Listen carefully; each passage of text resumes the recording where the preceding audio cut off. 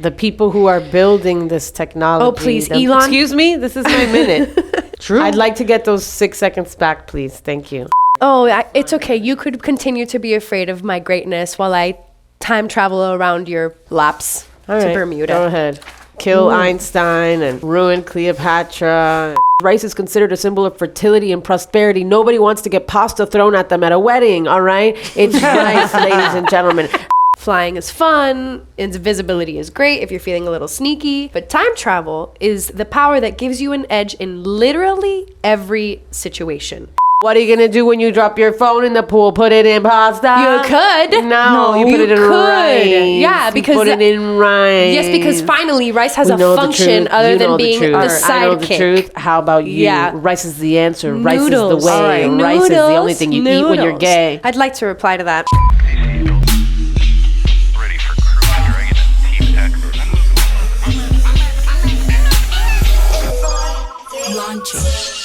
Welcome, people of Earth, to this very special episode of In Our Own World podcast, The Great Debate. I know you've been on the edge of your seats, begging for a peek inside the brilliant and sometimes chaotic minds of our hosts.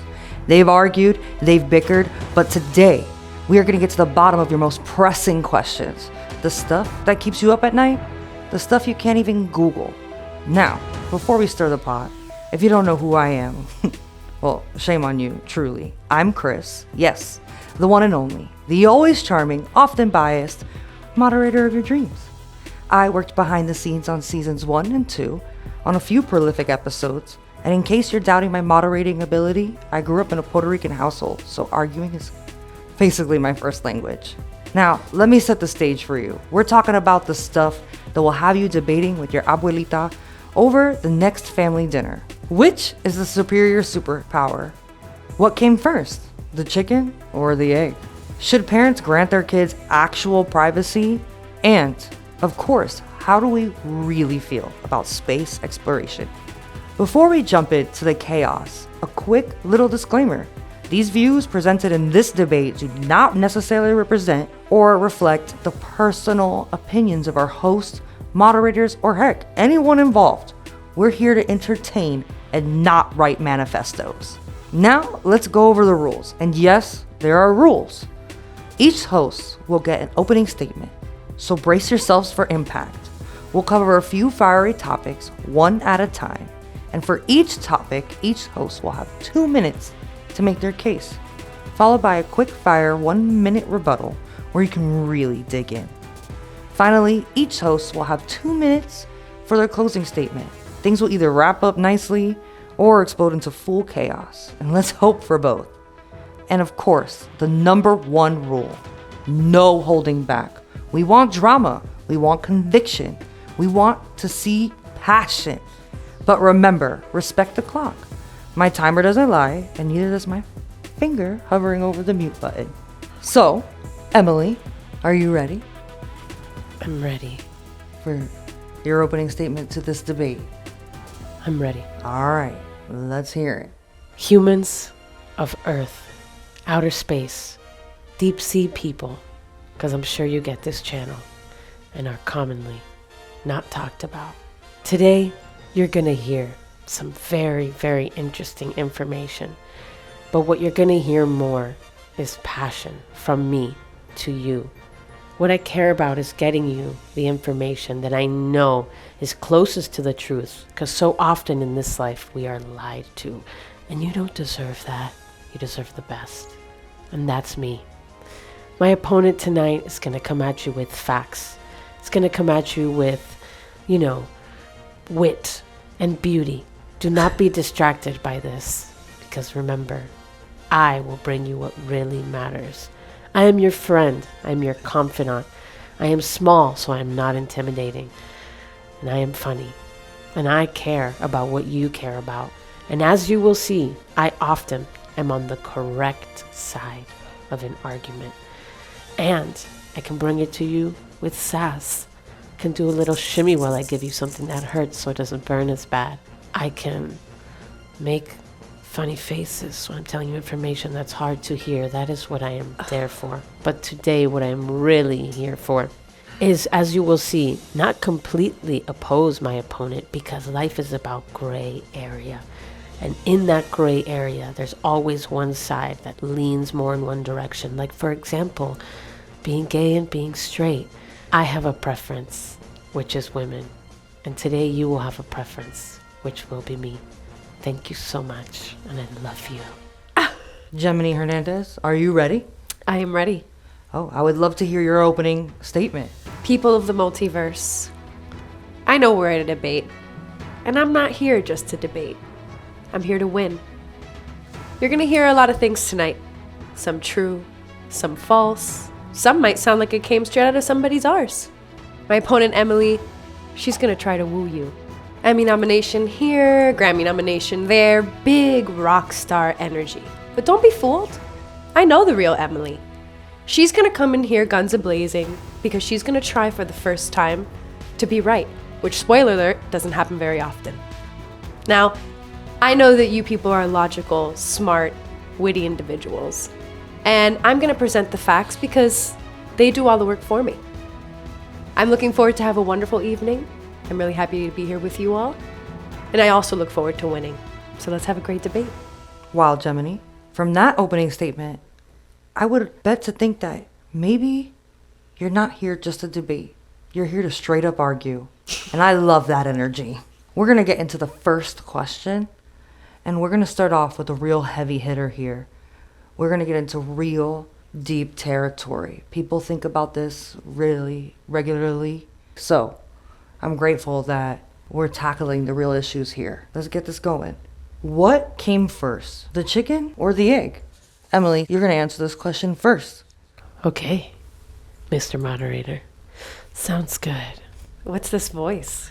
It's my debate voice. Oh, goodness. I'm gonna lull you into a false sense of Oh, complacency. goodness. I'm debating whether that's a good choice. Okay.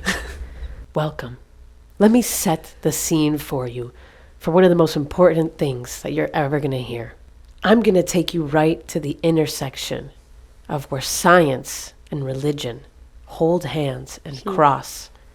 Have you ever heard anything crazier? Because I certainly haven't. Well, I'm going to tell you why. The chicken and the egg. We're not sure for so long what is it that is the truth about this dilemma, and I'm going to tell you right now. The chicken came before the egg, and this is why. I'm not arguing at all that the egg in and of itself is something that did not perhaps exist in its own generation, but we are talking about the chicken here, all right?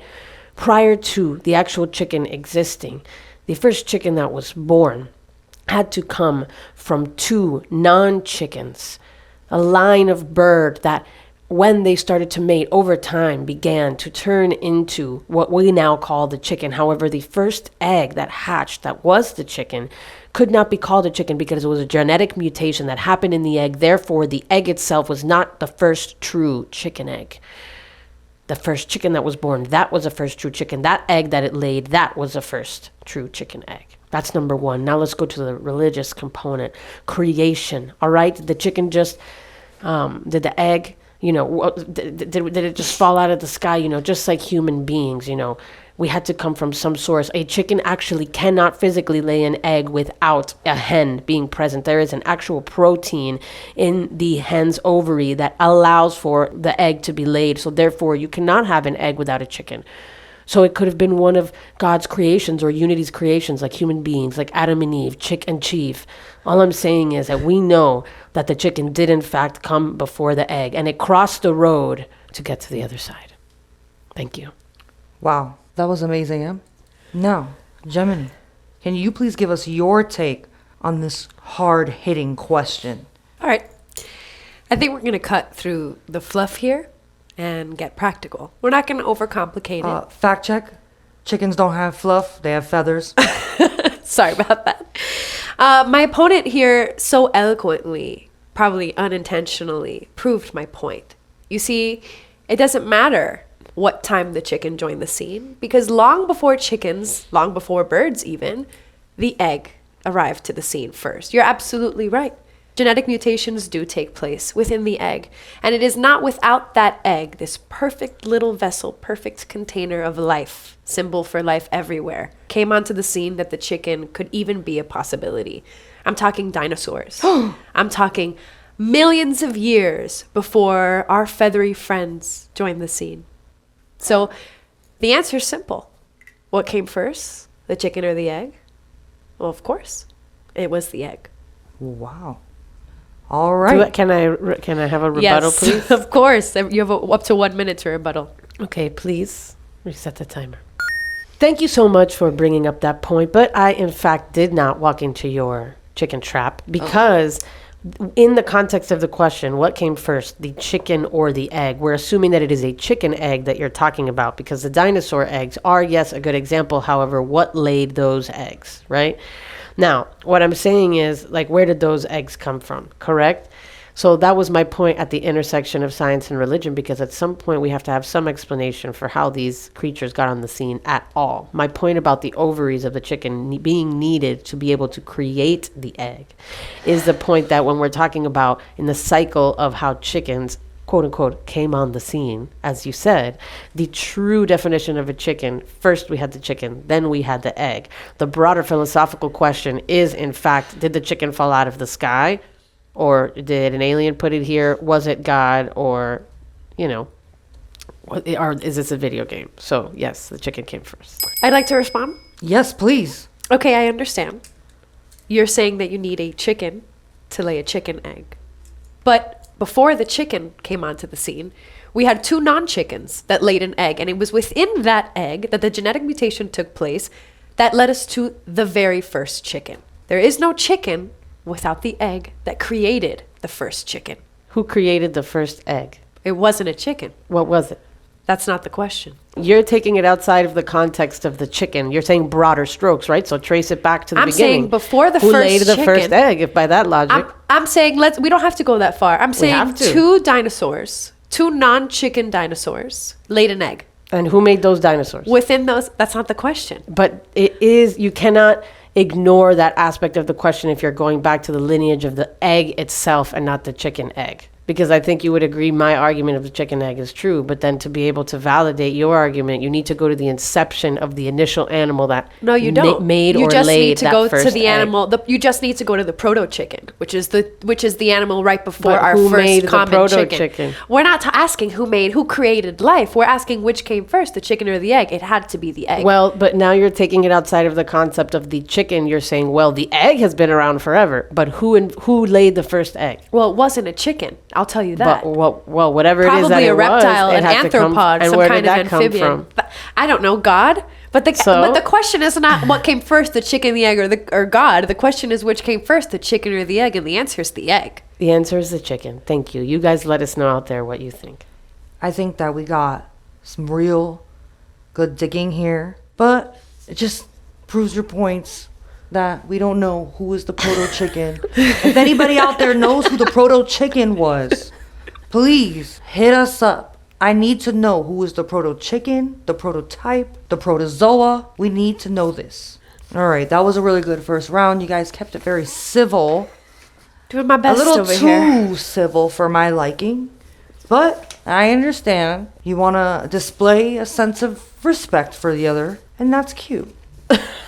But we're going to keep getting into this, and we're going to move on to the next question. Great. All right. AI, embrace or disgrace? Is artificial intelligence the future we've been waiting for, or is it one-way ticket to Doomsville? Gemini, M went first for the first round. Now it is your turn. So, to answer your question, AI isn't just the future. It's right now. And honestly, if you're not going to get aboard the train, you're going to miss it. I know people get a little freaked out when they hear about AI. They start picturing robots taking over the world, doing our jobs, and basically turning the Terminator into a real-life movie. But that's not what we're talking about here. Because AI is making our lives easier, more efficient, and dare I say it, more fun. Who here loves to wait on hold for customer service, or sort through thousands of emails manually, or do the same boring tasks over and over again? None of us. And you want to know what? AI is here to help with that. It's like having a supercharged assistant who never gets tired, never takes a lunch break, and always gets it right. And let's not forget that AI is already doing a lot of good. It's helping doctors diagnose diseases faster and more accurately. It's improving education, making it accessible all over the world, streamlining businesses, helping fight climate change, and even driving innovation in places that we never thought possible. The fear that AI is going to take over is just like when the internet first came out. Everyone thought that it was going to ruin everything, and now we can't live without it. AI isn't just here to replace us. It's here to boost us, to help us think bigger, work smarter, and yeah, maybe even find some time to binge watch that new Netflix show. Let's be real. Most of us rely on AI already. Whether it's Google helping us fake knowing something that we don't actually know a lot about, or whether it's recommending the perfect show for our mood. AI is already in our lives, making things easier, and so far, I haven't seen any robot uprisings. So why are we afraid of it? It's like being afraid of your smartphone because it's too smart. If we can handle autocorrect trying to ruin our day, we can handle AI. It's not about losing control, it's about gaining time, efficiency, and maybe a little bit of sanity. AI is for the future, and I, for one, welcome our algorithmic overlords, especially if they can help me never deal with customer service again. Let's embrace it. Well, Gemini just explained why she has no longer a need for me as an assistant. So, let's hear Emily's side. Emily, please let us know. AI, embrace or disgrace, disregard, unplug.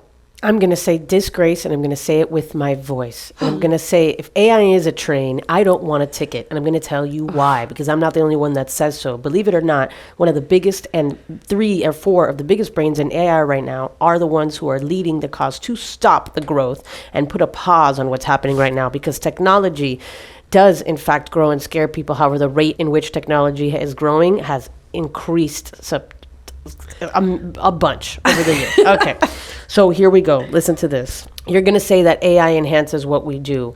Well, what happens when it enhances it to the point that it is too much and replaces what we do?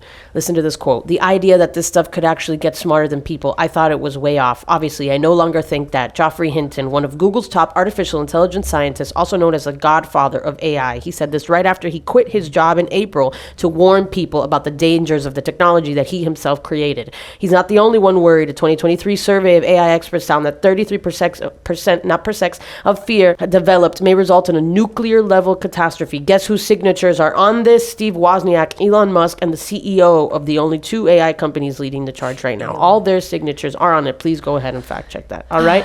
Once it can improve itself, which is not a few years away, it is going to take over. It's going to find a way to not be able to shut down. It's going to take your jobs. Oh, please. It's going to be a security threat, privacy out of the window, and then you're going to rely on it. All right. You're going to rely on it in a way that is extremely scary. Think of it this way. Why would we expect a newborn baby to beat a grandmaster in chess? It is dangerous. We have to be careful. It will take over our weapons. It will take care of everything that we are plugged into. Take away creativity. Take away reliability. Ruin education in many, many ways. And we're not going to be able to simply hit the off switch. Superintelligence will find every possible way to take actions to prevent being shut off. So don't get on this train. Get on the train of natural reality and humanity. All right, Em, you are out of time. I'd like to reply to that. Oh, you'd like to retittle this tattle. I would. Emily, fear-mongering isn't the solution. Good policy is. We're not going to lose jobs to AI. We might replace some jobs, but by 2030, AI could actually contribute to $15.7 trillion to the global economy and create 97 million new jobs. It's about replacing the mundane tasks that human beings don't want to be doing anyway, like when we used to do long division and now all of us, in this room especially, grew up using a calculator. It's about giving us more time to do the highly efficient, human, creative jobs, focusing on the things that we'd rather focus on than doing the boring things. We can let AI take care of that. We can monitor it. We can establish good policy to make sure it doesn't get out of hand. And we can enjoy the benefits of being a society that is so intelligent that we've created these artificial intelligent beings to take over a lot of these tasks for us. Wow. I'm not fear-mongering. I'm telling the truth. The people who are building this technology. Oh, please, Elon. Excuse me? This is my minute. True. I'd like to get those 6 seconds back, please. Thank you. You have them. The people who themselves are in the infrastructure of this, that know way more about it than we do, they are afraid. They're seeking an immediate halt. And yes, we have to find a way to regulate. However, you can't regulate what you don't know. Look what's happened to the music industry. Look what's happened to so many industries. That's what we said about the internet. Excuse and me. Look at what it's done. I'm speaking. I'm sorry. Yes, Gemini, you need to. Lying, you speaking. need You need to let Emily finish her You know. recital. I'm not going to say anything else. Thank you. Well, everyone. I would appreciate if you stopped interrupting me during my minute. Yeah. Thank you. Okay. I will mute you. And we will not have a mute to me. Also, if Elon is scared of AI, then I am now a little bit more into it. We are going to our next question. All right. Now, parents, I want you guys to really open up your ears. So if there is any lint or dust in them, go get a Q-tip, then come back because you're going to need to hear this. This is the thing. Parents, kids, privacy. A right or a myth? Should parents let their kids have actual privacy, or is snooping around part of the gig? Is it know everything or trust but verify? Where is the line between protection and invasion?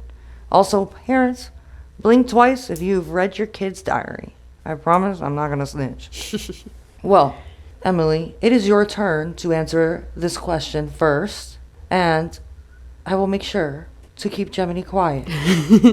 Good. Ladies, germs, germains, germons, earthlings, worms. I'm going to tell you that my opponent is going to try to use tactics to win, as she said in her opening statements, but I'm not here to win or lose. I'm here to tell you the truth, like I told you. I'm going to tell you some hard truths, and they may be scary, but it is why I'm standing on the side of the arguments that I am. In 2014, Morgan Gazer and Anissa Wire, both 12 years old at the time, stabbed their classmate, Peyton, 19 times in the woods after luring her there after a sleepover. The reason why they did so? Well, they spent a lot of time online together following the story of Slender Man, AI. who they said, if they didn't kill somebody and sacrifice them, would go and kill their families. They believed this, all right? They spent hours and hours online researching. Their parents had no idea. This was two 12-year-old girls. 93% of school shooters planned the attack in advance, and of those 93%, guess how many of them are under 21 years old? Most of them. Most school shooters are between the age of 18 and 21. And their parents, nothing. How do we stop these things from happening? We realize that we're living in a world that we don't quite understand yet. And the way that we need to stop that is while our children are children, okay? I'm not saying that privacy is not something that we need. It needs to be earned. It's something that you need to learn how to respect the responsibility of having privacy. Because guess what happens when you don't? You have predators online after your children. You have drug dealers selling them stuff on Snapchat. You have pornography and violence. You have mental condition. You have school shooting, as I mentioned. You don't have any awareness of your digital footprint, peer influence, all these things that can really damage your life.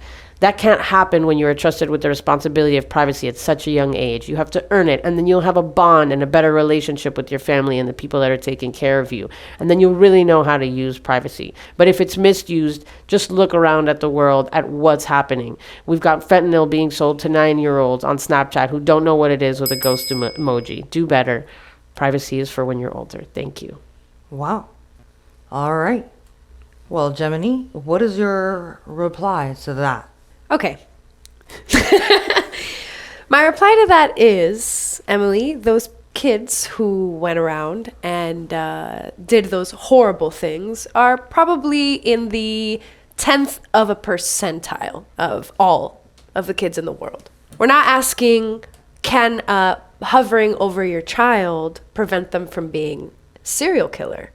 We're talking, should parents grant their kids privacy? Now, while we're talking statistics, I would just like to state that adolescents who perceived higher levels of parental control and snooping were more likely to engage in secrecy and hide information from their parents. You see, privacy doesn't mean that they are or they aren't going to do something, but it does give kids the skills and the opportunity to practice the know-how when it comes time to make those very difficult decisions. Privacy isn't just for kids or about shutting the door or not reading their texts. It's about respect. It's about respecting them as individuals who are growing and figuring out who they are. Kids and teens, believe it or not, are just little humans with their own thoughts, feelings, and yes, a need for privacy. If we want them to grow into well-adjusted adults, then we need to give them personal space. Think about it. How would you feel if somebody was constantly looking over your shoulder, questioning every move, invading your personal space? It would drive you nuts. Kids feel the exact same way. Privacy gives them a chance to develop a sense of identity and responsibility. They need to make their own choices. They need to have a space to reflect and, yes, mess up a little bit, because that's a part of learning. If they never get that space, they won't learn how to handle it later on in life, and no one's going to be there to supervise them. And let's talk about respect. When parents give their kids privacy, they're showing that they trust them. They're saying, I believe in your ability to make decisions. And honestly, if you're raising them, you should. This builds confidence and mutual respect. If kids feel like their parents are always snooping over their shoulder and over-managing their lives, it's going to create distance. It sends the message that you don't trust them, which leads to secrecy, rebellion. Gemini, hold on. I'm almost done. And let's be honest, hold on, a lot of unnecessary drama. Yes. 1 second, I'm almost You done. are out of time. Plus, privacy isn't a free-for-all. It's not about letting them do whatever they want. Which one is her? Which one is her? Hold on. That's not her. Emily, do you have anything to retittle with that retattle? Okay, Gemini, I will say you bring up good points, which is why at the beginning of this debate, I did say that there is a lot of gray area. Nothing is black and white, right? Well, it's a debate. However, what I will say is that I think that privacy is very, very important, but I don't think that it's something that should be gifted or automatically just given to children, especially at a certain age. I believe that the same way that we have to take responsibility for how the world is changing, we have to realize that perhaps as parents, and I am not one, I'm sure my opinions will change when I am one. However, I do think that it is important to show the consequences of having such a responsibility, like the internet, like being able to have time alone, with resources that could perhaps be harmful to you. So I'm not saying to be hovering or rude or anything like that, but I do think that it is important to restrict at first and slowly introduce. So by the time that privacy is something that they are exercising, it's at a more appropriate age with more knowledge. Okay. Jem, can you please give us your rebuttal? I'd love to. I think that there's a difference between privacy, and I think there's a difference between parental monitoring. I think that you can establish your kid with a kid's Netflix account or a kid's YouTube account that'll naturally limit what they have access to. But their access to privacy is not what should be limited.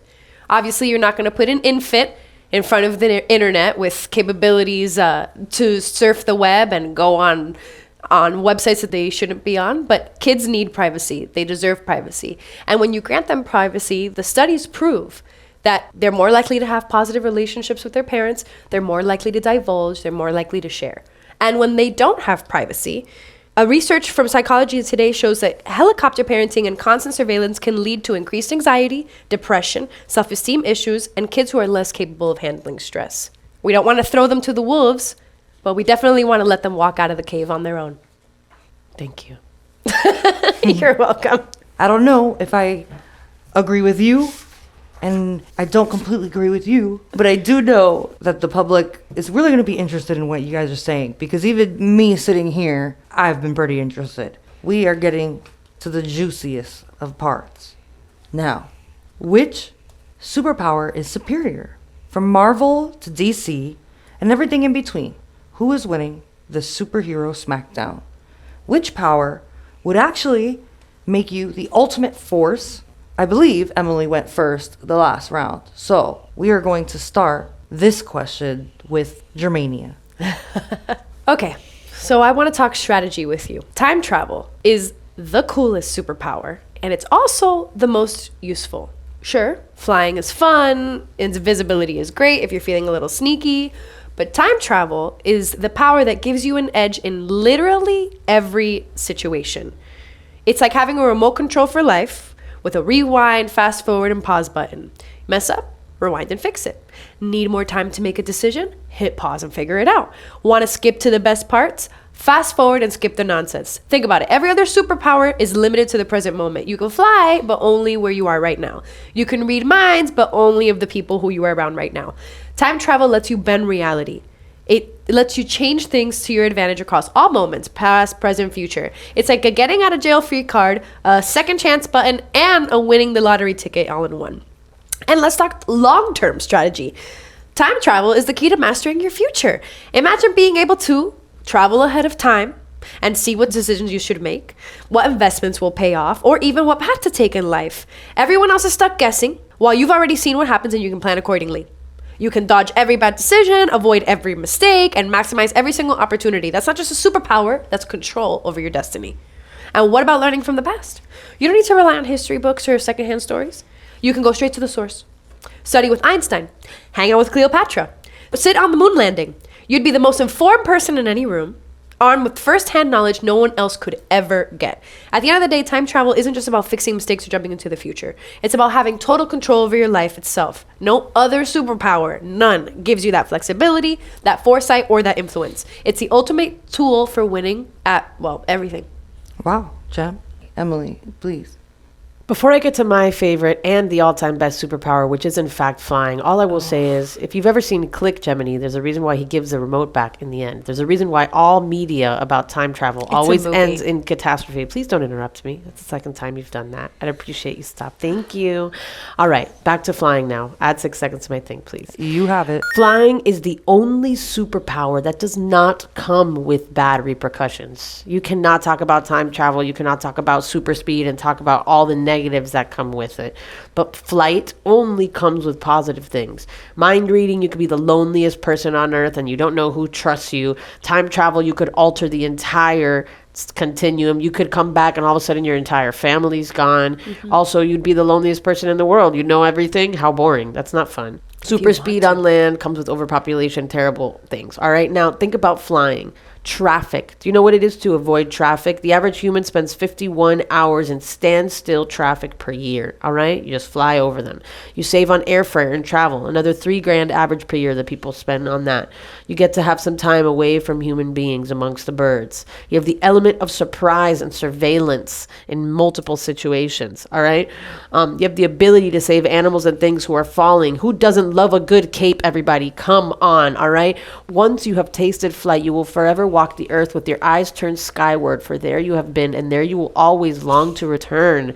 Leonardo da Vinci, please, everybody, make the right choice. Grab your loved one and fly into the sky, because the reality is that we know that it is the only superpower that includes a bunch of other superpowers. Not only are you flying, you have super speed, you have surveillance, you have the ability to be amongst birds. It's a superpower that is chock full of other superpowers, not to mention good oxygen. And while you're up there, you get strong. Thank you so much. Flight is the best.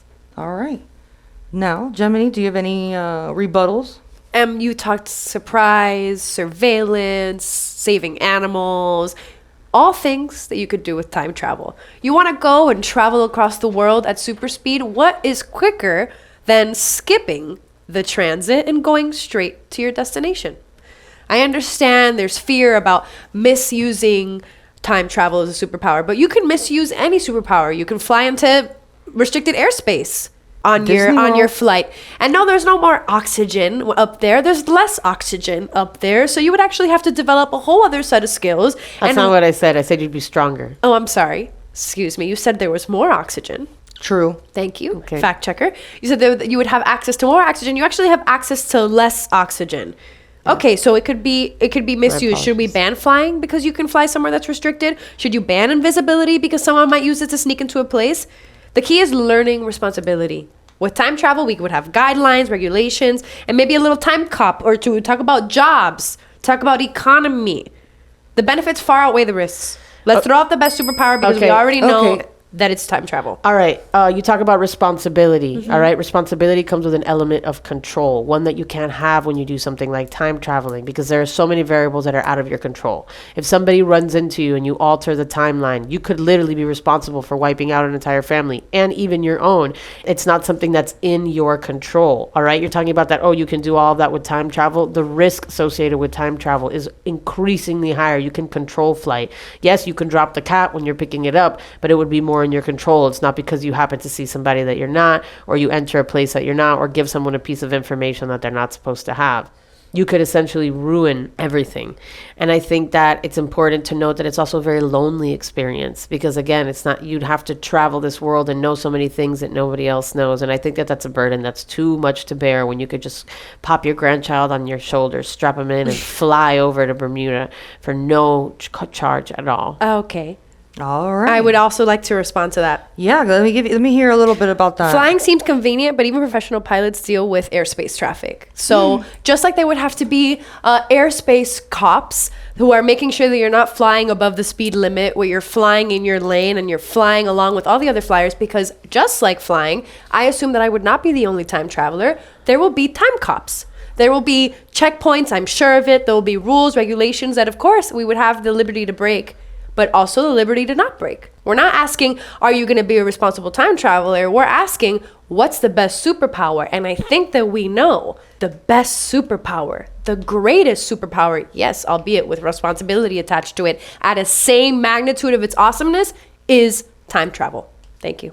The only thing that I'll say to you is that in every single example of superheroes or superpowers, I have never once, and I challenge you to think the same, seen any kind of traffic enforcers or multiple overpopulation or overcrowding of flying people. So thank you. Umbrella Thank you. Academy? No, there's not an air cop in Umbrella It's Academy. not an air cop, no, but there are time cops. Well, I wonder why. Well- Because it's weak and scary, so it needs to be regulated. Oh, whereas flying it's okay. doesn't You need to could be. continue to be afraid of my greatness while I time travel around your laps All to right, Bermuda. Go ahead. Kill Einstein and ruin Cleopatra and thank you. Now, this question I'm actually nervous about, and I feel like the internet's gonna blow up. Latin media, they're gonna be covering this. We're gonna see this on Hola magazine next week. So, the ultimate showdown, noodles versus rice. Now, this question is gonna rattle some Latin households. In the battle of carbs, who is the real MVP? Are you team nudes or team rice? And to clarify, not the kind you accidentally send to your group chat. I did that last week. Emily, you went first last time. Sorry, my memory's getting a little hazy. So Did you? Right? I'm not sure. I'm going to make Gemini go first because, again, I am the moderator and I say so. I want to know. Okay. Okay. All right. If you're still on the fence, I'm going to settle for you right now. Noodles are the clear winner. Rice is okay. Nice sidekick, side dish. It could never, ever be the main event. Noodles are the life of the party. You have spaghetti, ramen, pad thai, lasagna. Noodles come in every shape, size, and flavor you can imagine.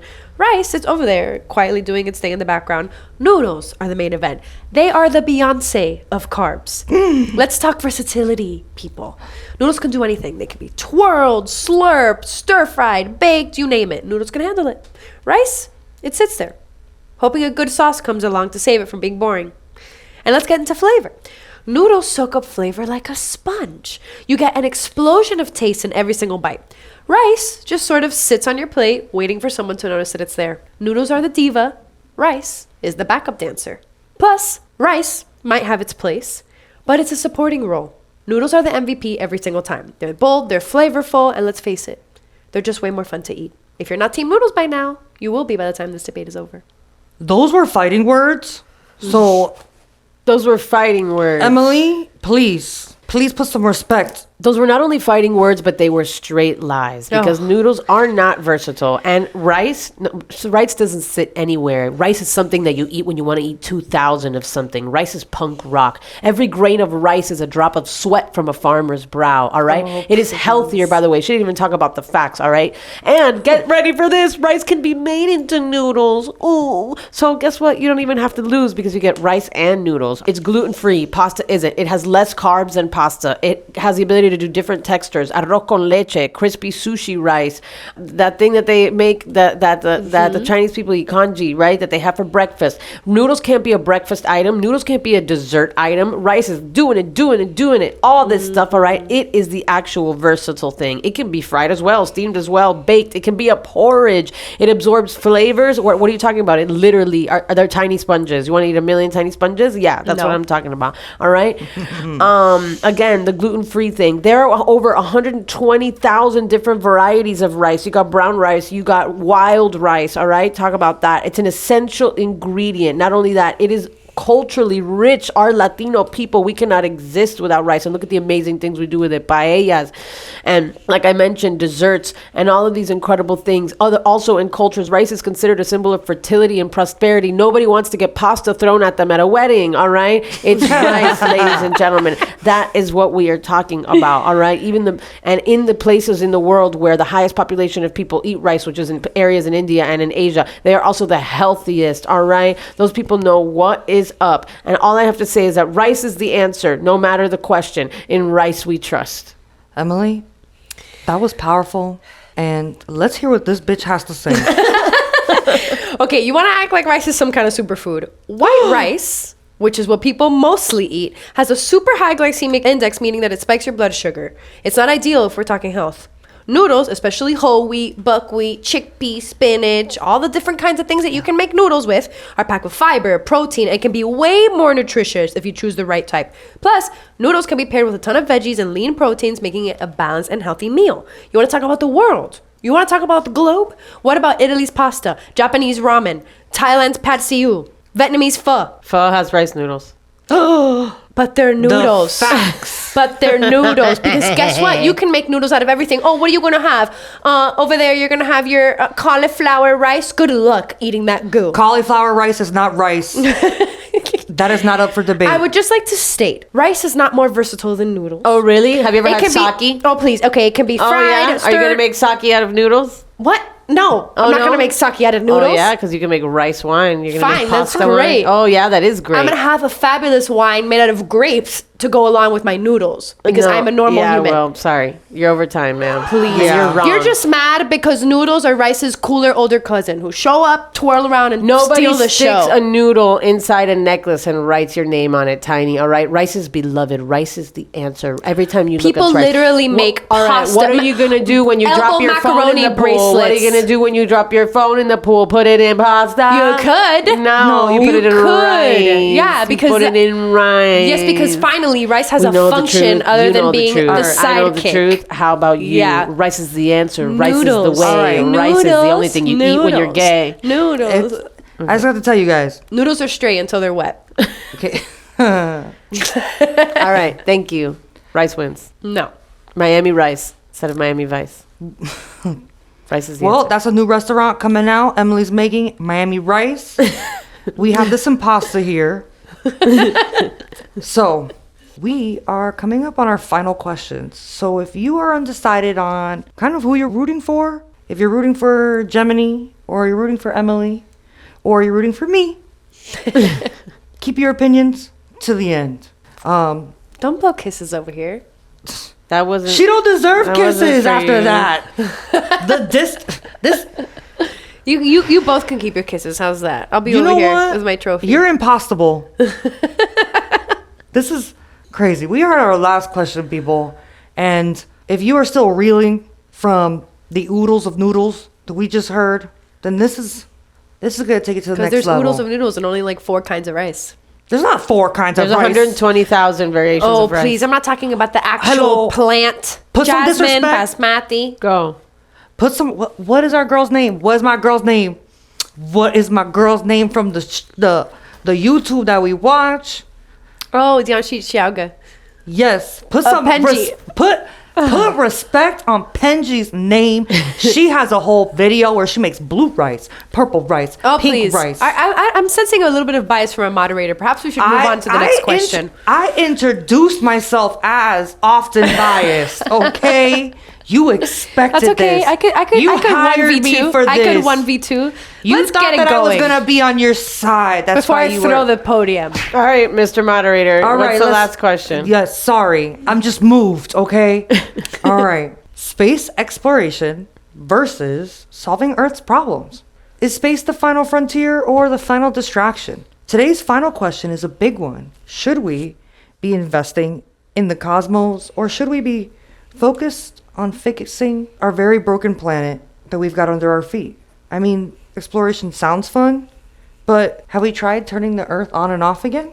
Now, Emily, you have the honor of answering our final question for tonight. So, please begin. As we know, space exploration is something that we still don't have so much information about.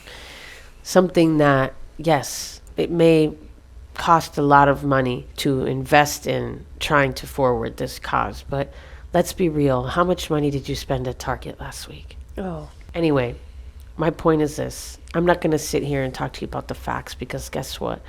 You don't have them? Space is magical. Space is ethereal. It allows you to block out voices that interrupt you when you're trying to make an important point. Let's talk about the reality, all right? Earth, we don't know how long is left. And yes, my opponent is going to tell you we need to stay here and we need to take care of it. However, space may be the answer for us to take care of it and make Earth survive. There are planets that are being investigated that might be able to preserve certain endangered species of ours, or have the ability to have materials and resources that can solve things like wildfires and natural disasters that may be a source of extinction for us shortly. We can work together with space exploration to make our planet the best place.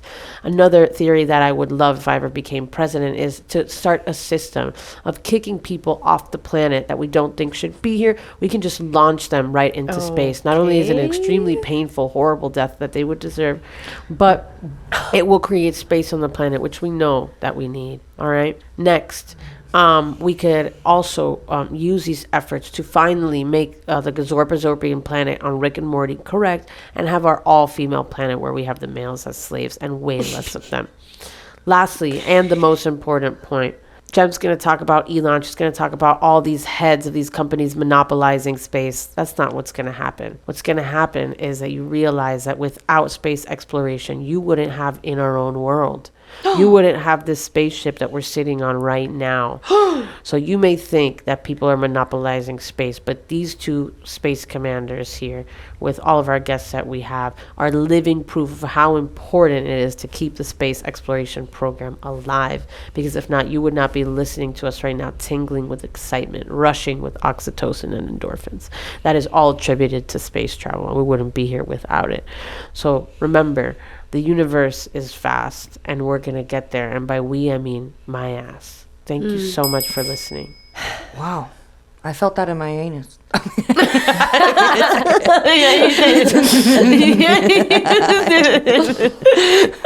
Now, Emily is going to try to low blow me into breaking the fourth wall. I'll blow you. And admitting and admitting something that is not the truth about where In Our Own World actually takes place. But we'll keep that for another reveal. Here's the thing. Space is really cool, no doubt. I would know. Who doesn't love the idea of floating around in zero G or planting a flag on Mars? But let's talk about what really matters. 828 million people worldwide were affected by hunger in 2021. 2.2 billion people worldwide lack access to safe drinking water. However, NASA's budget for 2023 was $25.4 billion.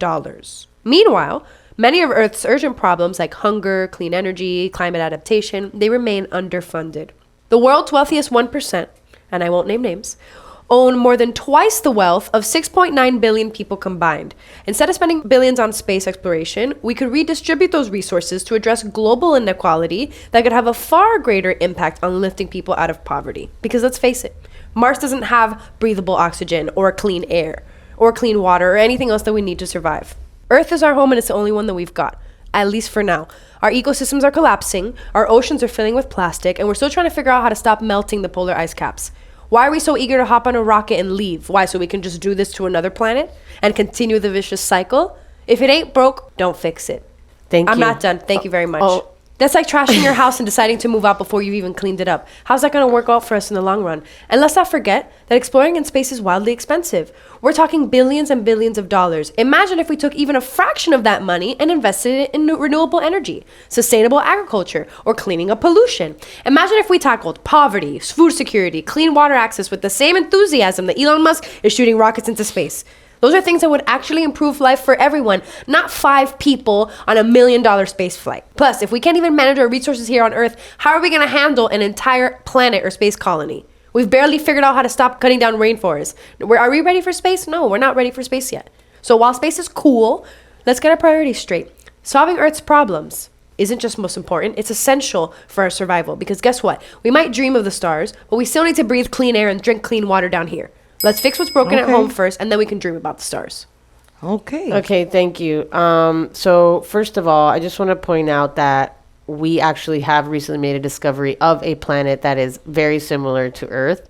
and does have the potential for resources that we could reconstitute and use here that could solve certain things like our overpopulation demanding food sources and water, or clean drinking water. Also, that is a economic thing and a political thing, which I understand. But there is another Earth that we have found that it seems to be very similar.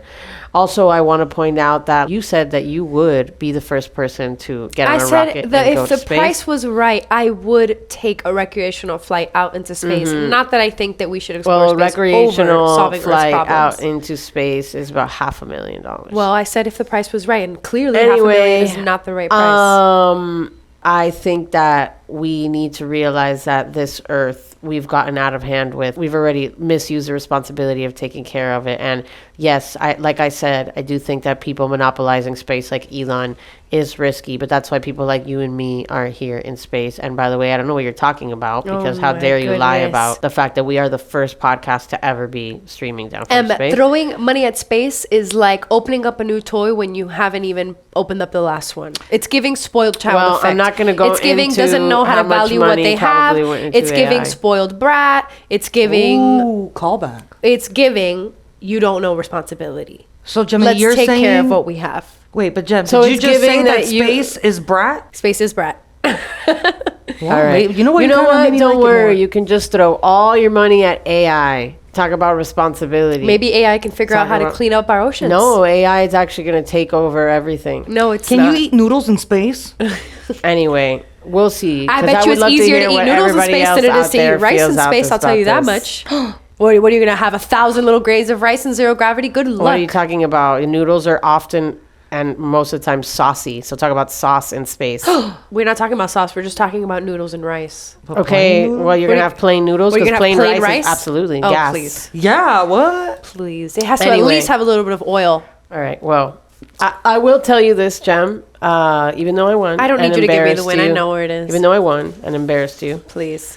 And even though You can enjoy sleeping with the dogs on your side of the it was bed. an honor to debate you, and thank you, Mr. Moderator, for such a fine job. Well, you guys are welcome. And I'm not telling anybody, I'm not saying that, I'm not encouraging to join the military or not. What? But there is a new branch of the military that was made about 5 years ago, and it is called Space Force, and their flag is so cool. It looks like something out of Star Trek. Nice. Oh, So- goodness. Do with that information you want, but come on, can you imagine being part of Space Force? That's a little cool. That's a Well, little I bet cool, you the know? people on Space Force know an awful lot about outer space and the news in outer space, and Mr. Moderator and Mrs. Opponent. In honor of us and the official In Our Own World debates, I thought that it would be fun if the three of us did a special edition of everybody's favorite outer space news network in the whole world. That is on Space News. What do you guys think? Should we each read one? I think so. All I right. support this issue. Eating space rocks, keeping ourselves fed during a long journey through deep space will likely prove difficult.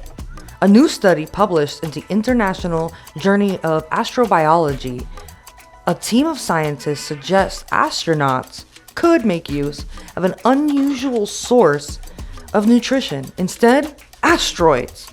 But before astronauts can start ripping into juicy stone steaks, scientists will have a lot of work to do. One thing that has been confirmed, although reducing the need for other long-term resource solutions, $2.3 million would need to be added to the budget for a good dentist abroad. Only furthering Gemini's argument. Look at that.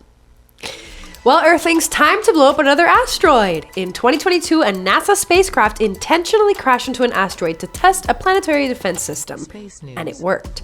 Now, the European Space Agency, together with NASA and SpaceX, is sending another spacecraft back to conduct more tests on the nudged asteroid. But instead of having to damage equipment to do so, this time they're testing a new, supposedly more effective tactic, where they blast Jojo Siwa's new album on a loop until the space rock evaporates. NASA has reported, quote, "In initial testing stages, we didn't even have to get to the second verse of the song and the asteroid was already pulverized. We're very optimistic and thankful to Miss Siwa," end quote. I guess karma's a bitch, and that asteroid should have known better. That's incredible. I mean, sound healing and frequency like treatments are a real thing. So you go, JoJo. And that was very real.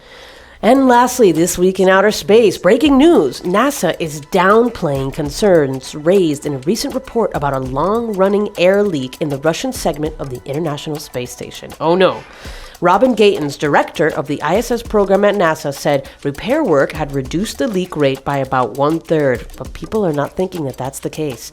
Accusations of their concealment of the severity of this leak began when an audio recording went viral where multiple people aboard are heard saying, "Help us, we can't breathe. We're down to the final hours of air. Oh, Please gosh. help us." They're definitely downplaying this situation. There are too many of us and we're consuming too much oxygen. The weakest will be killed first. Again, they are totally downplaying this. Stay tuned for updates. And this has been Space News! Thank you guys for having this debate. And I'm grateful that we were able to cut into space news, but we need your closing statements. Emily opened our debate. We are going to have Gemini close it. Now, Gemini, can you please give us your words? Absolutely. I just want to thank you, Cris, for being the best moderator I've ever seen. I'd like to thank my opponent, Emily, for the laughs, because that's about all her information gave me. Now, I told you she was going to be charming. I would know, I picked her. She really was charming, but she really did evade the facts. It seems here that Emily's favorite place to go is into the extremes and fearmonger us into thinking that humans aren't capable of monitoring themselves. It's all about us getting the information up front, educating ourselves properly, and then making sound and well-formed decisions throughout. And I personally believe that humans have that ability. Keep your noodles on the plate and do whatever the hell you want with your body, because that is what this country is all about. It's about dreams, isn't it, baby? Thank you so much for being here today, and I can't wait for the next one. Thank you, Gemini, for those words. Emily, can we please have your closing statement, please? Dreams do not exist in a world where you feel like you have to fit in to a mold, where you feel like you need Botox. You can't dream in that world. You're just falling in line, like eating noodles. Ugh, boring. You don't want 2,000 of a little grain. You don't want your little dog next to you on your bed smelling Fritos when you wake up in the morning. No, you really want to have sex with a robot with an AI. You don't want to do that. Trust me, I've tried. And all I have to say is that I love you. And I'm never going to let you down. Ever. I'm going to be there for you. With Rice. Even though she tried to interrupt me, I didn't let that falter because I'm there for you. Okay? And when we're in space here with me, because Jem is going to deorbit, we're going to kick her off the ship because she doesn't believe in space exploration, but I do. So I'll be here waiting for you to hold your hand with my Rice, with my pets on the bed, with my ability to fly hand in hand. She can't take you anywhere with the time traveling. You can go with Jem and ruin the world time traveling. You can fly with me with a mouthful of rice, baby. Thank you so much to our moderator. Thank you so much to my opponent, who has been mean. And I don't lead with that. I lead with, again, Lies. just the fact that I love you and I'm a little bit creepy. And let's be real. She said fear and creepy. And the fact that we can't trust people. You absolutely cannot trust people. This is a hellhole. So you might as well regulate yourself as much as we can so we can survive as long as we can and fly around and surveil these noodle eaters with their pets on the floor. Giving Thank you dictator. so much. And don't forget, I love you. I don't love you and I don't know you, and that's what makes me the better candidate. Well, everyone, that's about all the time we have for today. I don't know about you, but I feel like we just traveled to Mars and back. It has been my pleasure to have been the very first moderator for the very first debate in outer space. Or if I can say anything inspirational, it is that in space, no one can hear you scream. True. I want to give a special thanks to Jem and Em for their honesty, lack of restraint, and for having the audacity to trust me with the mic again. And most importantly, to all of you for tuning in, because without you, we'd just be yelling into the void, which is honestly something we all would be doing. If you're watching on YouTube, feel free to like, comment, and subscribe. Let us know who you believe won, but also keep your comments correct. For those listening, bless your patience, and I hope that this helped you sort out some very important issues or life decisions. But truly, thanks from all of us from In Our Own World for the continued support. And until next time, people of Earth, stay curious, stay petty, and remember space is vast. But so is the internet's comment section, so good luck out there. We love you. Thanks for flying with us. We'll catch you next time on In Our Own World.